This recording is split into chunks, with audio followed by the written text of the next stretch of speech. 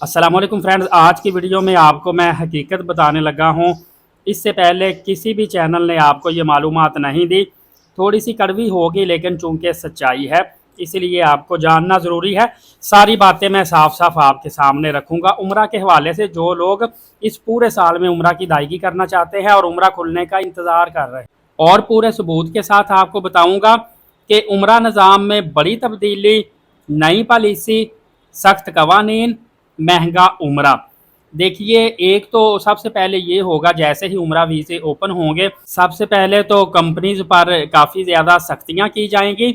Companies पर सख्तियाँ होंगी, इसके अलावा इनको पॉइंट दिए जाएंगे और इनको डिफरेंट स्केल में रखा जाएगा। मतलब कि ग्रीन स्केल में, रेड स्केल में, येलो स्केल में, इस तरह डिफरेंट स्केल होंगे इनकी कारकर्दगी की बुनियाद पर। सेकंड नंबर पे जो पॉलिसी मरतब करेगी सऊदी गवर्नमेंट या वजारत हज उम्रा या वजारत सैर व सियाहत कह लें, जो भी सऊदी अरबिया के अंडर में ये हज उम्रा चल रहा है, तो उस पॉलिसी पर इनको मन्नुआन अमल करना पड़ेगा। थर्ड नंबर पे जिस तरह हज कार्ड लागू किया गया था, हज कार्ड की तरह अब सुनने में आ रहा है नुसुक उम्रा कार्ड भी लागू किया जाएगा। नुसुक उम्रा कार्ड जिसने भी उम्रे पे जा रहा है उनके पास होना लाजमी होगा। और फोर्थ नंबर पे यूज़र ने जो भी विज़िट करना है, मतलब सऊदीया में कब इसकी फ़्लाइट है, कब मक्का जाना, कब मदीना जाना, किस किस होटल में स्टे करना, ये सारे का सारा डाटा भी पहले से इंटीमेशन दी जाएगी सऊदी गवर्नमेंट को। अब आइए जो मैं अहम बात आपके सामने करना चाह रहा हूँ। एक तो काफ़ी ज़्यादा बड़ी बड़ी चेंजिंग्स भी आपको इस दफ़ा देखने को मिलेगी। सेकंड नंबर पे आपको पता है मौजूदा जो जंग के हालात बने थे, जिसकी वजह से यूएई और सऊदी अरबिया में काफ़ी ज़्यादा नुकसान हुआ है। सऊदी अरब की जो लेबर है ये भी काफ़ी ज़्यादा मुतासर हुई हैं। जॉब्स उस तरह की नहीं रही, सैलरीज उस तरह की नहीं रही, और इनका जो एक बड़ा दारोमदार था पेट्रोल के ऊपर, फ्यूल के ऊपर, वो आपको पता काफ़ी ज़्यादा मुतासर हुआ। जिसकी वजह से ये चंद दिन पहले भी सऊदी अरब की जो ऑफिशियल सऊदी एयरलाइन थी, इन्होंने 46 केजी वेट की बजाय 23 केजी वेट कर दिया था। और अब क्या हुआ है कि फ्यूल एडजस्टमेंट की बेस पे इन्होंने कुछ टैक्सेस भी ऐड कर दिए हैं। टिकट जितने का मर्जी हो, आपको पता है उसके ऊपर प्रमोशन हो ना हो, टैक्स कम नहीं होता। तो सऊदी अरब ने, मेरे ख्याल से सऊदी एयरलाइन भी, फ्लाई नास, फ्लाई रियाज, फ्लाई अदील, जितनी भी इनकी एयरलाइन है, देखिए इन्होंने एक टैक्स लगा दिया और बहुत बड़ा वो टैक्स है। तकरीबन सुनने में आ रहा है कि 25 से 30 हज़ार के दरमियान टैक्स है। आपने अब रिटर्न टिकट चाहे लाख रुपए की खरीदी, चाहे 1,20,000 की खरीदी, ये आपको जो ऊपर वाला टैक्स देना ही देना पड़ेगा, जो एक्स्ट्रा लागू हो चुका है फ्यूल एडजस्टमेंट की बुनियाद पर है। और फिर लगेज वेट जो है वो भी कम कर दिया गया है। बहरहाल इससे मुझे ये भी लग रहा है कि इस दफ़ा जो सऊदी एयरलाइन की प्रमोशन निकलेगी, पहले तो 1,15,000 1,20,000 में टिकट हम आने जाने का बुक कर लेते थे। अब जो सूरत हाल मुझे लगती है 1,32,000 से लेके 1,40,000 के दरमियान टिकट बुकिंग होगी, इससे सस्ती नहीं होगी। हो सकता है कोई दूसरी एयरलाइन जो है वो मज़ीद आपको सस्ता टिकट दे दें, लेकिन सऊदी एयरलाइन का मुझे नज़र नहीं आ रहा। इसके अलावा सज़ा और जुर्माने भी काफ़ी ज़्यादा बढ़ा दिए गए हैं।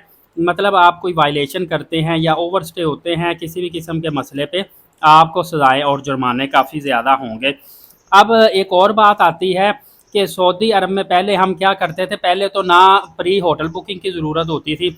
मैं खुद काफ़ी मरतबा गया हूँ, सऊदीया जाते थे, मक्का में जाके जो बिल्डिंगें होती थी छोटी छोटी गैर मुसन्नफ़ अनरजिस्टर, वो गलियों में हम घुस जाना, छोटी छोटी गलियों में दरवाज़ा नॉक करना, बिल्डिंग में जाना, हाँ जी हमें रूम चाहिए, कितने का चाहिए जी, 30 रियाल, 40 रियाल, 50 रियाल का हमें पूरा कमरा मिल जाता था।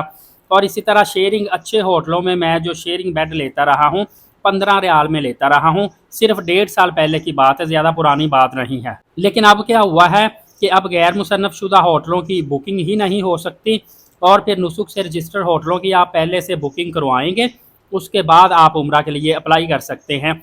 तो नतीजातन ये होगा कि ये जितने रजिस्टर्ड होटल हैं डेफिनेटली इनको टैक्सेस वगैरह ज़्यादा पे करने पड़ते हैं, तो फिर इनके फेयर भी ज़्यादा होंगे, रूम रेंट इनका ज़्यादा होगा। जिस तरह के फोको होटल का पिछले साल 140 रियाल का पूरा कमरा मिल जाता था, जो कि इस वक्त इन्होंने बढ़ा के 180 सऊदी रियाल का पूरा कमरा 1 नाइट के लिए कर दिया है, 4 बेड वाला। और इसी तरह पहले बगैर ट्रांसपोर्ट के बुकिंग हो जाती थी, अपनी मर्जी से ट्रांसपोर्ट लें, हर मैन ट्रेन पे आएँ, जिस तरह मर्जी ट्रैवल कर सकते थे। ये भी इस मरतबा ख़त्म कर दिया जाएगा। लेकिन इसमें एक आपको बेनिफिट बताऊँ, मज़ीद इन्होंने और शहरों के अंदर भी ज़ियारत ओपन कर दी है। ताकि लोग मक्का मुकरमा में आएँ, यहाँ पे उम्रा की अदायगी करें, रोज़ा रसूल सल्लल्लाहु अलैहि वसल्लम पे हाज़िरी दें और सऊदी अरब के मुख्तलिफ शहरों को भी एक्सप्लोर करें। वहाँ पे जितनी भी ज़ियारात हैं, इस्लामिक रस्म व रवाज को भी देखें, सऊदी अरबिया के रस्म व रवाज को भी देखें।